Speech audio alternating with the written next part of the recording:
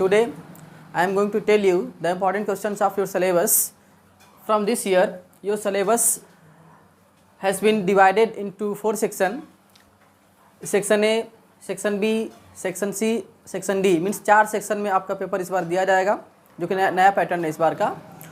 और section A में आपको दिया जाएगा, सेक्शन ए आपका है रीडिंग, और सेक्शन ए में एक पैसेज दिया जाएगा आपको, एक पैसेज, और उसी पैसेज पर बेस्ड 4 क्वेश्चंस आपसे पूछे जाएंगे, और उन क्वेश्चंस जो पूछे जाएंगे उन क्वेश्चंस का आंसर आपको उसी पैसेज से पढ़ करके देना है।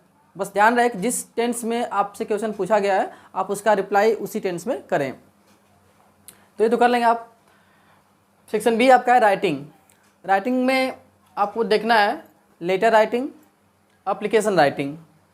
तो इन दोनों में से किसी एक को आपको करना है, लेटर राइटिंग, एप्लीकेशन राइटिंग। आप इसको अच्छे से देख लीजिएगा।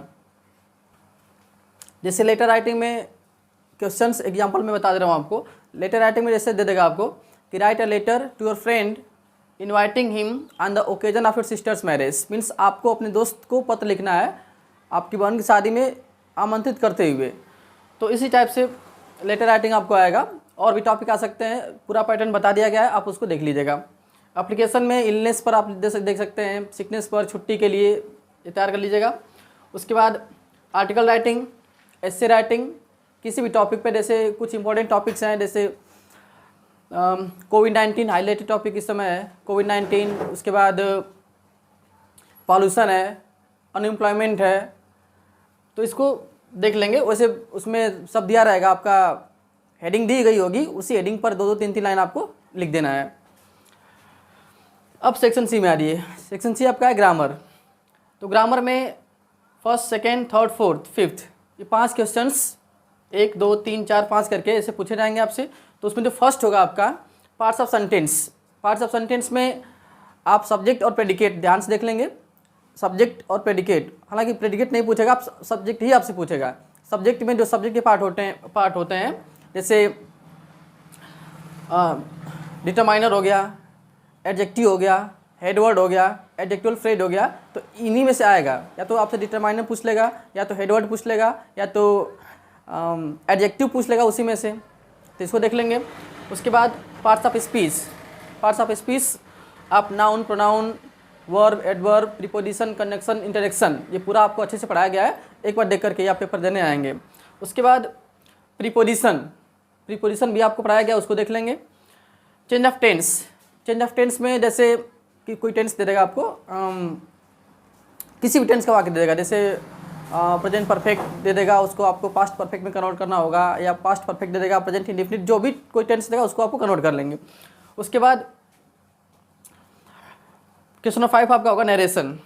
नरेशन में आपको assertive, interrogative, imperative, operative, exclamatory, ये सब दिया जाएगा। उसमें से आपको एक करना रहेगा। तो नरेशन में आप बस असर्टिव, इंट्रोगेटिव, इम्परेटिव, बस 3 आप ध्यान से पढ़ लेंगे तो आपका काम हो जाएगा। उसके बाद पैसिव वॉइस, पूरी पैसिव वॉइस आपको पढ़ा दी गई है, तो आप देख लेंगे। उसके बाद पंक्चुएशन।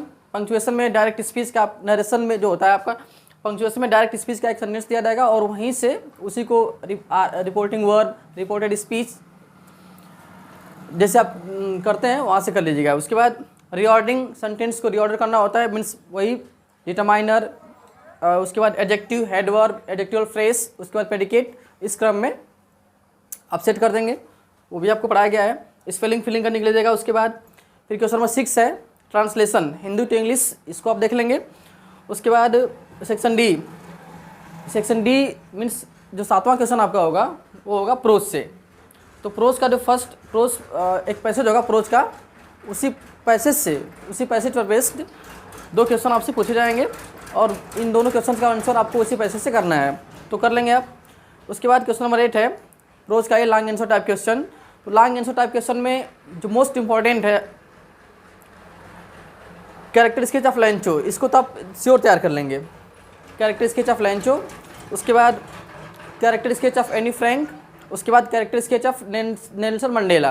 ये 3 कैरेक्टर स्केच हैं, इन तीनों में से कोई ना कोई एक आपको श्योर है कि बोर्ड एग्जाम में देखने को मिल जाएगा। कैरेक्टर स्केच ऑफ लेंचो, उसके बाद character sketch of Anne Frank, उसके बाद नेल्सन मंडेला। तो 3 आप पढ़ लेंगे, एकदम श्योर है कि इसमें से आपको देखने को मिल जाएगा।